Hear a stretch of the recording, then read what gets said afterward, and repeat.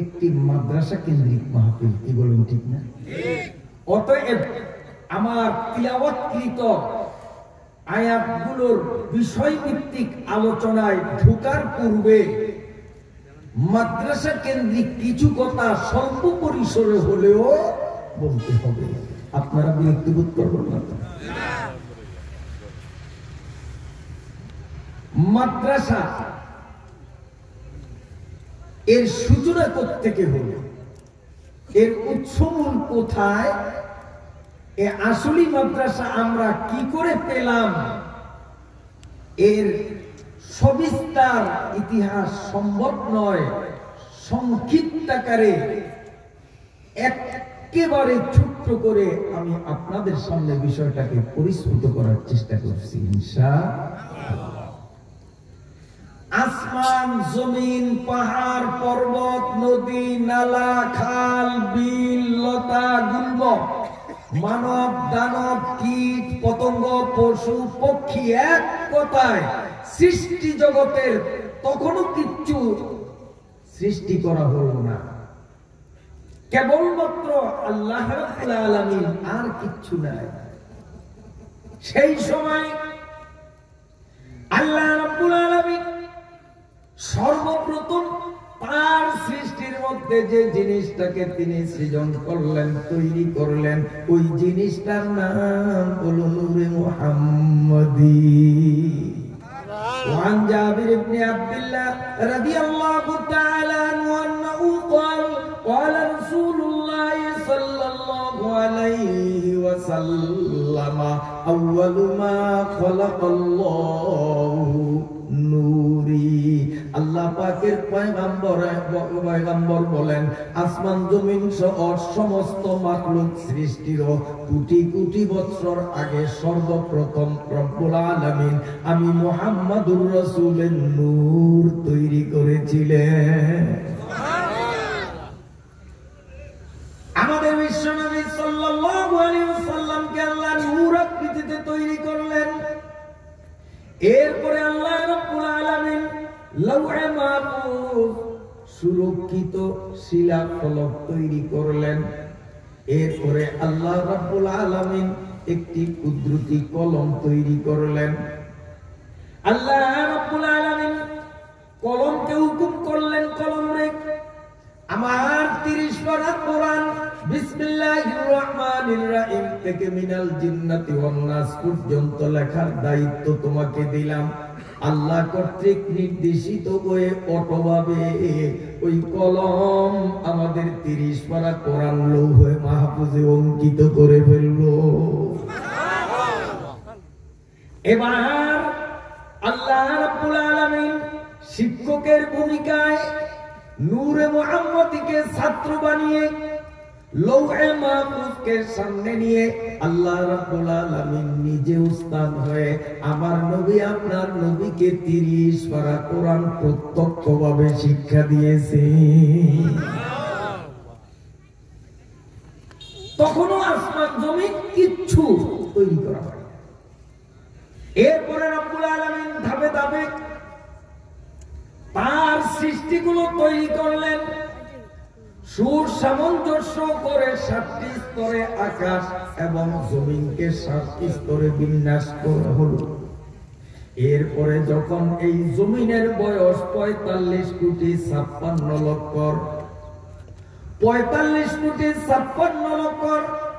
66,223 বছর যখন এই জমিনের বয়স হলো, আমাদের আদি পিতা হযরত আদম আলাইহিস সালাতু ওয়াস সালাম নিষিদ্ধ ফল খাওয়ার পরিপ্রেক্ষিতে তখন তিনি জমিনে এসেছিলেন।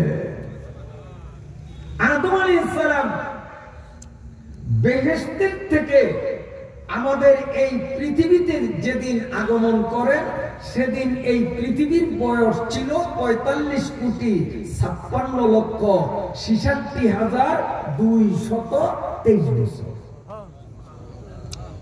জমিন তখন শিশু না বুড়া, কথা বুঝেন না?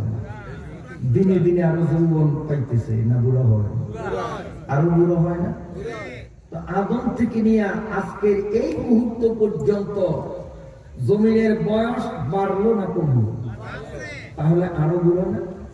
এই জন্য হযরতে আলী কাররামাল্লাহু ওয়াজহু বলেন, তাল্লিকিদ দুনিয়া তালাতান, তাল্লিকিদ দুনিয়া তালাতান ওয়াতলুবান জাওজান সিওয়াহা, তাল্লিকিদ দুনিয়া তালাতান ওয়াতলুবান জাওজান সিওয়াহা فإنها جوزة سوء لا تبالي من أتاها। হযরত আলী রাদিয়াল্লাহু তাআলা বলেন, এ দুনিয়ার ভরা যৌবনের যুবকরা, একটা বিশ্রী কুশ্রী বয়োবৃদ্ধ মহিলা যদি রঙ্গিলা শাড়ি পরে তোমাকে প্রতারণা দেয় এবং তার বাহ্যিক চাকচিক্যতা দেখে তুমি যদি ওই বুড়ির প্রেমে পড়ো, তাহলে তুমি আসলেই তুমি ঠকে যাবে। ঠিক না বেটি? ঠিক। 90 বছরের বুড়ি, মুখে একটাও দাঁত বিদ্যমান নেই, মুখের চামড়াগুলো সব ফটে গেছে, কিন্তু এমন সুন্দর করে মেকআপ করলো, কসমেটিক ইত্যাদি দিয়ে নিজের সাজগোজ করলো, আকর্ষণীয় পোশাক পরিহিত হলো। এই দেখে যদি কোন যুবক ওই বুড়ির প্রেমে পড়ে, যখন বুড়িকে নিয়ে বাসরে যাবে তখন সে চিন্তা করবে আমি কি করলাম। ঠিক এই দুনিয়াও ওই বুড়ির চেয়েও বুড়ি। অতএব যারা আল্লাহ রাসূল দিন শরীয়ত আলেম উলামা কোরআন হাদিসকে বাদ দিয়ে শুধু এই বুড়ি দুনিয়ার পিছনে পড়বে, শুধু দুনিয়ার পিছনে পড়বে, এই মানুষগুলো মৌতা পিছনে যখন শুনবে আর আধ্যাত্মিক চক্ষু খুলে যাবে, দুনিয়ার স্বরূপ তার সামনে যখন পরিস্ফুট হয়ে যাবে, তখন আফসোস আর আক্ষেপ করবে আমি কেন বুড়ির পিছনে পড়লাম, আমার তো জীবনটা বিনাশ হয়ে গেল। فإنها زوجة سوء لا تبالي من أتاها। কেননা এই দুনিয়াটা এমনই এক স্ত্রীর মতো যে কে তার উপরে আসলো দুনিয়া কারো পরোয়া করে না। আমার আপনার চেয়ে অনেক সুদর্শন যুবক, অনেক বুদ্ধিমতী, অনেক রূপসী নারী, অনেক প্রভাব প্রতিপত্তিশীল সম্পদশালী ব্যক্তি, ক্ষমতাধর ব্যক্তি এই দুনিয়াতে ছিল, আজকে তারা আছে। তাহলে এমন একদিন আসবে যেদিন আমি আপনিও থাকবো। নিমেষে নিমেষে এই জীবন কাল চলিয়া যায়, নিমেষে নিমেষে এ জীবন কাল তব চলিয়া যায়, অতীতের কোলে মিশে যায় হায় হায়। অতীতে একদিন ভ্রমণের চলে, অতীতে একদিন ভ্রমণের চলে, উপনীত হইলাম নির্ঝরের তীরে, স্রোতে কত ভেসে যায় তৃণ অনিবার, এই আছে এই দেখি এই নাহি আর। পানির স্রোতে খেরকুটা যেমন ভাসমান, ক্ষণিকের জন্য দৃশ্যমান, কিছুক্ষণ পরে আর তার অস্তিত্ব খুঁজে পাওয়া যায় না। এই দুনিয়াতে আমার প্রভাব প্রতিপত্তি সহায় সম্পদ আর ক্ষমতা দপট যতই থাকুক না কেন, ওই স্রোতের ভাসমান খেরকুটার মতো আমিও একদিন বিলীন হয়ে যাব। থাকতে চাইলেও থাকা যাবে। আমার কথা বুঝতে কি আপনাদের কষ্ট হচ্ছে? আসুন, যে আয়াতগুলো পড়েছি ইনশাআল্লাহ অল্পক্ষণের মধ্যে আসতেছি, অনেক মর্মস্পর্শী আলোচনা, অন্তরে স্পন্দন সৃষ্টি হবে। আশা করি আল্লাহ পাকের কোরআনের বরকতে আমাদের জীবনের একটা আমূল পরিবর্তন সাধন হতে পারে ইনশাআল্লাহ। আমি বলতেছিলাম আদম আলাইহিস সালাতু ওয়াস সালাম পৃথিবীতে আবির্ভূত হলেন যেদিন পৃথিবীর বয়স ছিল 45,56,66,223 বছর। আদম আলাইহিস সালাম থেকে বংশানুক্রমে মানুষ বাড়তে বাড়তে বাড়তে বাড়তে বহুকাল পরে আমার নবী আপনার নবী মুহাম্মাদুর রাসূলুল্লাহ সাল্লাল্লাহু আলাইহি ওয়াসাল্লাম মা আমিনার উদর থেকে মানুষ রূপে আবির্ভূত হয়েছিলেন। এই রাসূল পাক সাল্লাল্লাহু আলাইহি ওয়াসাল্লাম মায়ের পেট থেকে জন্মগ্রহণের পরে হাঁটি হাঁটি পা করে যখন তার বয়স বাড়তে বাড়তে 40-এ উপনীত হলো, হেরা পর্বতের গুহায় আল্লাহ পাকের নবীকে দ্বিতীয়বারের মতো আবার কোরআন শিক্ষার ব্যবস্থা করা হলো। উতর কর হিরা সে সোয়ে কওমে আয়া और कुन सुखाए कीमिया साथ लाया। अल्लाह पाकेर नबी हेरा पर्वतेर गुहाय তিনি ছাত্র, সেদিনকার উস্তাদও ছিলেন আমার আল্লাহ, মাধ্যম ছিলেন হযরতে জিবরাইল আলাইহিস সালাম। আল্লাহ রাব্বুল আলামিন নিজে উস্তাদ হয়ে জিবরাইলকে মিডিয়া বা মাধ্যম বানিয়ে আল্লাহ পাকের নবী মুহাম্মদুর রাসূলুল্লাহ সাল্লাল্লাহু আলাইহি ওয়াসাল্লামকে হেরা পর্বতের গুহায় কোরআন শিক্ষা দিয়েছিলেন। আমার ভাইরা বাবাজিরা, তাহলে এই কোরআন শিক্ষা দেওয়ার 1 নম্বর পাঠশালা বা বিদ্যালয় বা মাদ্রাসাগুলো লাউহে মাহফুজ উর্দু জগতে, আর এই জড় জগতের মধ্যে 1 নম্বর সিয়ালে, 2 নম্বর হেরা পর্বতের গুহা।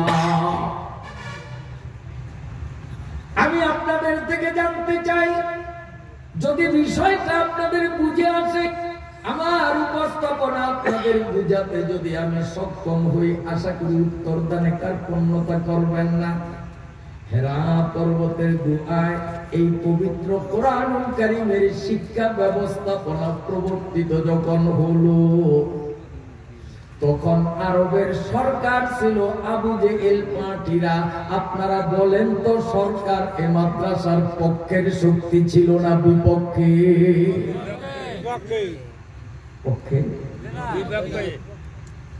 কোরআনকে দুনিয়ার থেকে বিলুপ্ত করে দেওয়ার জন্য যার পর নাই চেষ্টা তাদের অব্যাহত ছিল, কিন্তু কোরআনকে তারা উৎখাত করতে পারেনি।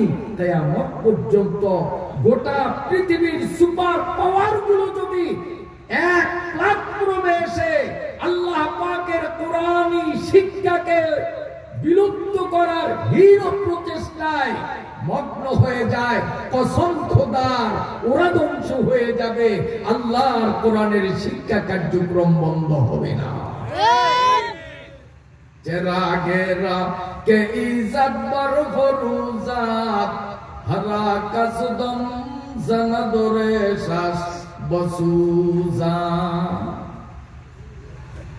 আল্লাহ পাকের নবী আল্লাহ পাকের আদেশ ক্রমে পবিত্র জন্মভূমি মক্কা ত্যাগ করে যখন মদিনায় গমন করলেন, ওই মদিনা শরীফে মসজিদে নববী স্থাপিত হলো।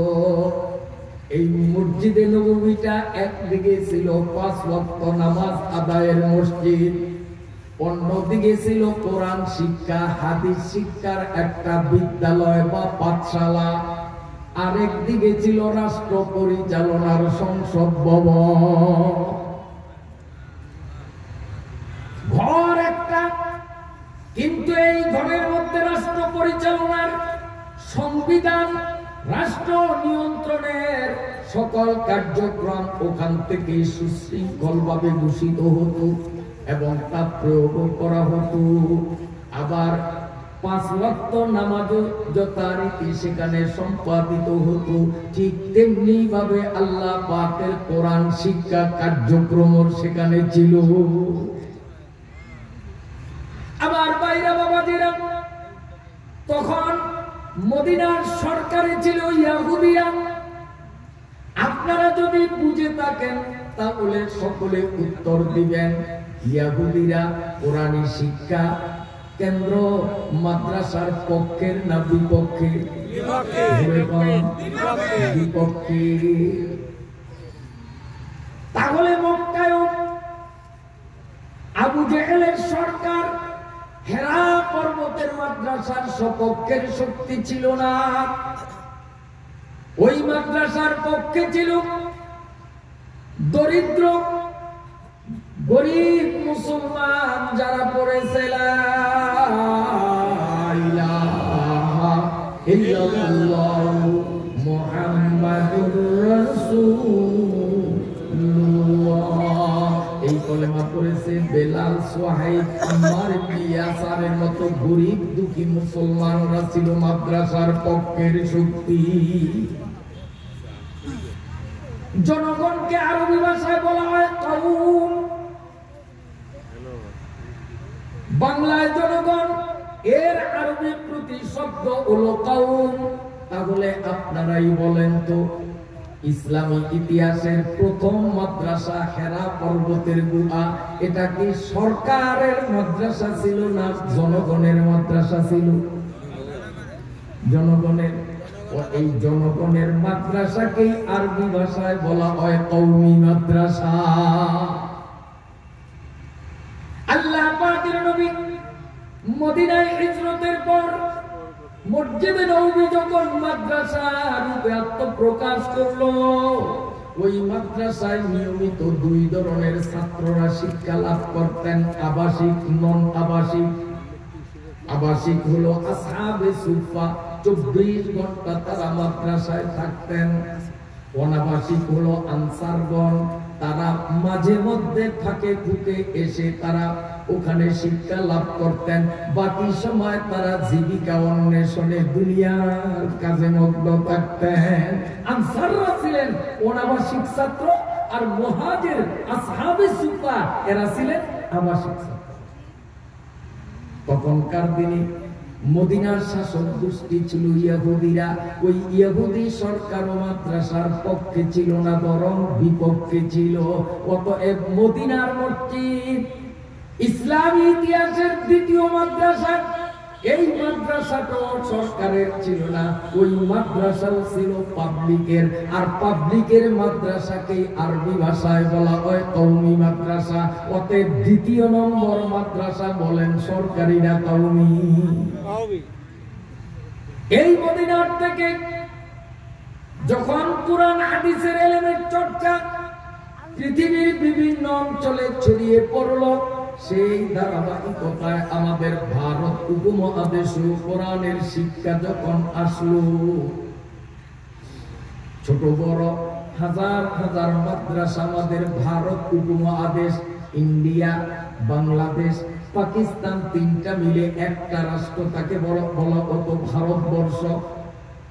এই ভারতবর্ষে কোরআন শিক্ষার জন্য একটা আর 2টা নয়, 12 লক্ষ মাদ্রাসা আমাদের এই ভারত উপমহাদেশে জন্ম নিল। বলুন সুবহানাল্লাহ। রাখবেন কতটা? কতটা? 12 লক্ষ মাদ্রাসা। এই 12 লক্ষ মাদ্রাসা কোন ধরনের মাদ্রাসা?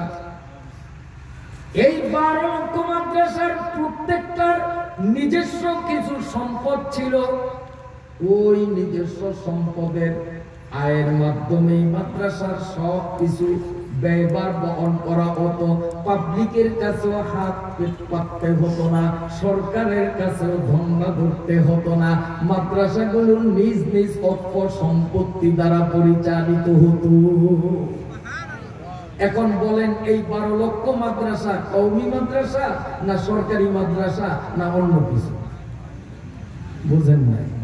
এটা কওমি মাদ্রাসা নয়। কারণ কওমি মাদ্রাসা অর্থ জনগণের মাদ্রাসা, জনগণের কাছে যায়, জনগণ সাহায্য দেয়। আবার সরকারি মাদ্রাসা তাদের প্রয়োজনে সরকারের কাছে অ্যাপ্লিকেশন দরখাস্ত নিয়ে হাজির হয়, সরকার তাদের বরাদ্দ দেয়, সেটা হলো সরকারি। কওমের কাছে হাত পাতে কওম দেয়, জনগণ দেয়, সেটা হলো কওমি। ওই 12 লক্ষ মাদ্রাসার একটা মাদ্রাসাও কওমি ছিল না, একটা মাদ্রাসা সরকারিও ছিল না, সব ছিল স্বতন্ত্র, নিজের পায়ে নিজে দাঁড়ানো। কিন্তু ইংরেজ লাল কুত্তার দলরা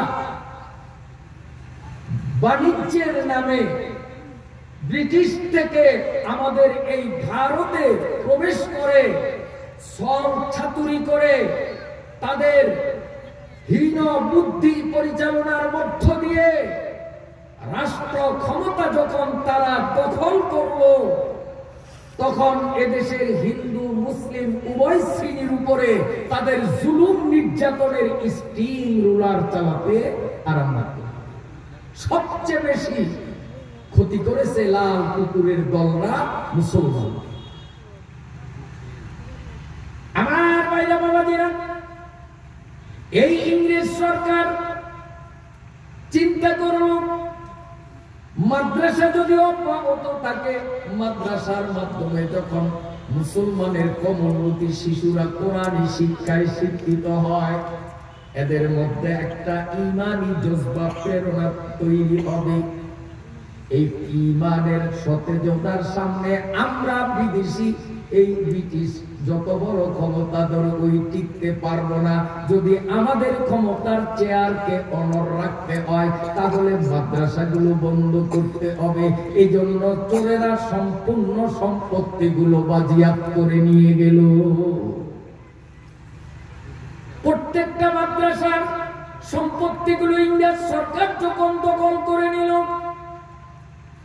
নিজে নিজে মাদ্রাসাগুলো বিলুপ্ত হয়ে গেল। 12 লক্ষ মাদ্রাসা ভারত উপমহাদেশ থেকে বিদায় নিল, একটা মাদ্রাসাও ছিল না। মুসলমানদের শিশুরা ধর্মীয় শিক্ষা গ্রহণ করার মতো কোন সুযোগ তাদের হাতে ছিল না। এই অবস্থায় আল্লামা কাসিম নানুতুই রাহমাতুল্লাহ আলাইহির নেতৃত্বে তখনকার দিনের শীর্ষস্থানীয় কয়েকজন বিজ্ঞ আলেমরা পরামর্শে বসলেন, এভাবে যদি দিনগুলো চলতে থাকে, আমরা আলেমরা আস্তে আস্তে মরে যাব, নতুন প্রজন্ম থেকে আলেম তৈরি হবে না, ভারত উপমহাদেশে ইসলামী কালচার আর থাকবে না। অতএব ইসলামকে টিকিয়ে রাখতে হলে আমাদের নতুন করে মাদ্রাসা করতে হবে। চিন্তাটাতে তারা করলেন, ভালো করছেন না খারাপ করছেন? সেদিন যদি তাদের মাথায় এই চিন্তা চেতনা কাজ না করত, তাহলে আজকে আসলি মাদ্রাসাও হতো না, এখানে তাফসীরুল কোরআন ওয়াজ মাহফিলও হতো না, মুসলমানদের অস্তিত্বই তো পাওয়া যেত। এখন তারা মাদ্রাসা কোথায় করবেন, কিভাবে করবেন? একদিন, 2 দিন, 3 দিন পালাক্রমে 3 রাত্রে তারা পরামর্শ করলেন, সিদ্ধান্তে উপনীত হতে পারলেন না। আবার 4র্থ দিনের তারিখ নির্ধারণ হলো, আগামী দিন ঈশার নামাজ পড়ে আমরা বিষয়টা নিয়ে আবারও বলবো। 3য় দিনের পরামর্শের পর সব যার যার বিছানায় যখন ঘুমিয়ে গেলেন, কাসিম নানুতুই সহ কয়েকজন আলেমরা স্বপ্ন দেখলেন। ঘুম থেকে জেগে একজন আরেকজনকে বলেন, আমি এই দেখলাম। উনি বলেন, আমিও তো তাই দেখলাম। পাশের জন বলে, আমিও তো স্বপ্ন তাই দেখলাম। সকলের স্বপ্ন একই স্বপ্ন। কি স্বপ্ন? তারা দেখলেন মদিনার পয়গম্বর রাসূল করিম সাল্লাল্লাহু আলাইহি ওয়াসাল্লাম কাসিম নানুতুই রাহমাতুল্লাহ আলাইহির ডান হাতটাকে ভাবে ধরলেন, ধরে বললেন, কাসিম, আমার দাঁত ভাঙ্গা দিন, আমার রক্ত ঝরানো ইসলামকে টিকিয়ে রাখার জন্য মাদ্রাসা ঘর কোথায় তুলবে তোমরা 3 দিনে সিদ্ধান্তে পৌঁছতে পারলে না। আমি মদিনার পয়গম্বর এসেছি আমার দিন টিকিয়ে রাখার শিক্ষা কার্যক্রম কোথায় তোমরা আবার নতুন সূত্রে চালু করবে, জায়গা নিরূপণ করে দেব, আমার সাথে চলো। স্বপ্নে দেখতেছেন আল্লাহ পাকের নবী কাসেম রাহমাতুল্লাহি আলাইহির হাত ধরে তাকে একটু দূরে নিয়ে গেলেন। মাটির থেকে ছোট্ট একটা কাঠখণ্ড নিয়ে প্রিয় নবী তার বরকতি হাতে মাটির মধ্যে এভাবে একটা রেখা অঙ্কন করে বললেন, কাসেম রে, এই রেখার অনুকরণে ঘর তুলে এখানেই তোমরা মাদ্রাসা স্টার্ট করে দাও। আমার বাইরে বাবাজিরা, সবার স্বপ্ন যখন এবং সবাই বিজ্ঞ আলেম, তাদের স্মরণে আসলো নবীজির সেই হাদিস। আল্লাহ পাকের নবী বলেন, মান রাআনি ফাকাদ রাআনি হাক্কা ফা ইন্নাশ শাইতানা লা ইয়াতামাসসালু বি। সুবহানাল্লাহ। আল্লাহ পাকের নবী বলেন, কষ্ট হয় আপনাদের? আল্লাহ পাকের নবী বলেন, কেউ যদি আমি নবীকে স্বপ্নে দেখে, তার স্বপ্ন শতভাগ সত্য, কারণ শয়তান স্বপ্ন যুগে আমার সুরত ধারণ করতে পারে।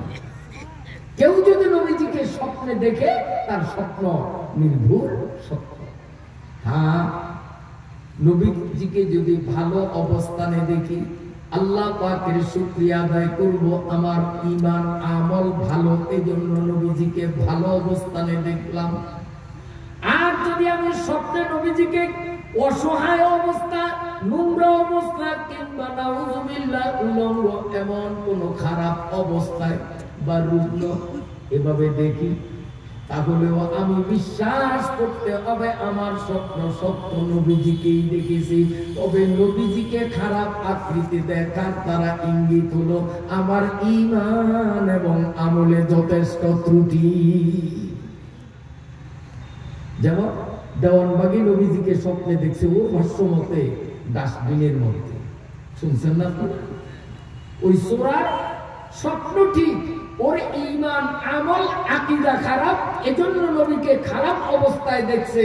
আর যার ঈমান আমল ভালো, সে নবীজিকে ভালো অবস্থায় দেখছে। এবার সবাই বললেন, সবাই স্বপ্ন যখন এক, আর নবীজি বলছেন নবীজিকে স্বপ্ন দেখলে তার স্বপ্ন শতভাগ সত্য, চলেন তো স্বপ্নে প্রদর্শিত জায়গাটা আমরা একটু প্রত্যক্ষ করে আসি।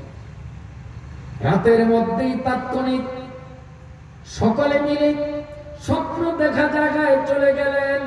সেখানে গিয়ে দেখেন সত্যি একটা কাঠখণ্ড মাটিতে পতিত, সদ্য অঙ্কিত, নতুন আঁকা, কয়েক মিনিট আগের আঁকা একটা দাগও সেখানে দেখা গেল। ওই দাগের অনুকরণে ঘর তোলা হলো। কিন্তু ভাগ্যটা এমন, এই যে নবীজির স্বপ্নের মাধ্যমে এভাবে দাগ অঙ্কন করেছেন, এক জায়গায় দাগটা একটু বাঁকা ছিল, সব দাগটা নিখুঁত ভাবে, এক জায়গায় দাগটা একটু এভাবে বাঁকা হয়ে গেছে। যদি ভাগ্যে কুলায় দেওবন্দ যদি যেতে পারেন, ভারতে দারুল উলুম দেওবন্দ, আজও সেই জায়গাটা দেখবেন বাঁকা। ১৫০০ বছর অতিক্রান্ত হলেও ওই স্মৃতির পরিবর্তন ঘটেনি, সেটা এখনো রেখেছে। ওখানে ওয়ালটা পাকা, বিল্ডিংটা। আবার ভাইরা, এই দারুল উলুম দেওবন্দ মাদ্রাসা যখন প্রতিষ্ঠিত হলো পাবলিকের চান্দা নিয়ে, কারণ অক্ষ সম্পত্তি তো ছিল না, সব সরকার নিয়ে গেছে। জনগণ থেকে সাহায্য সহমতি আর চাঁদা উত্তোলন করে, ওর উপরে নির্ভর করে আল্লাহর বদলে দেওবন্দ মাদ্রাসা যখন প্রতিষ্ঠিত হয়ে গেল, তখন এদের শাসনে ছিল ইংরেজ লাল কুত্তা, বেঈমানের দলরা, সরকার ছিল তারা। বলেন তো তাহলে দেওবন্দ মাদ্রাসা কি সরকারি মাদ্রাসা? কথা কোন কার কি মাদ্রাসা? কথা বোঝেন নাই? কাউমি মাদ্রাসা। কারণ জনগণ থেকে সাহায্য উত্তোলন করে সেই সাহায্যেই মাদ্রাসা ভিত্তি স্থাপন করা হলো। অতএব দারুল উলুম দেওবন্দ মাদ্রাসা ও কওমি মাদ্রাসা এই দারুল দাওয়াত মাদ্রাসার শাখা ভারতের বিভিন্ন জায়গায় নতুন করে মাথাচাড়া দিয়ে উঠল। তারই একটা আমাদের বাংলাদেশে চট্টগ্রামে হাটহাজারী মাদ্রাসা নামে মাথাচাড়া দিয়ে উঠেছে। ওই হাটহাজারী মাদ্রাসার একটা শাখা বৃহত্তর দ্বীপ জেলার ভোলা দৌলত খানের চরখলিবা, ওই চরখলিবার শাখা দ্বীপ জেলার আনাচে কোনাচে ছিটিয়ে ছড়িয়ে পড়েছে। তার ওই একটা অংশ আসলি কওমি মাদ্রাসা। আলহামদুলিল্লাহ।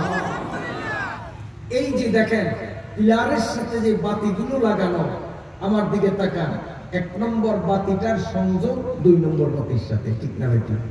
2 নম্বরটা 3 নম্বরের সাথে।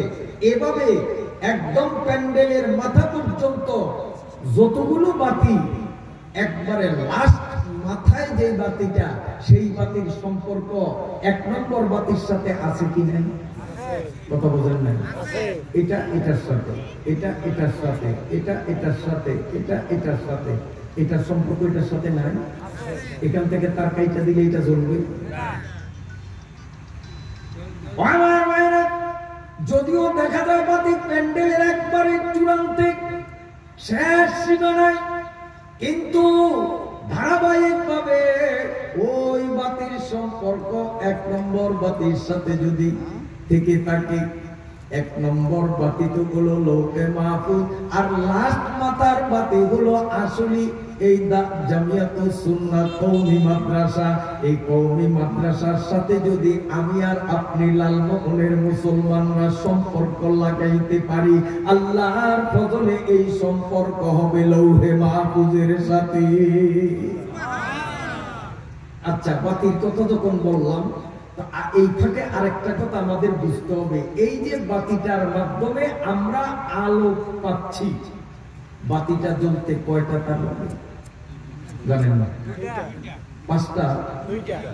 নেগেটিভ এন্ড পজিটিভ, ধনাত্মক ঋণাত্মক বিপরীতধর্মী 2টা তার, এবং এই 2টা তারের সংযোগ দিতে হবে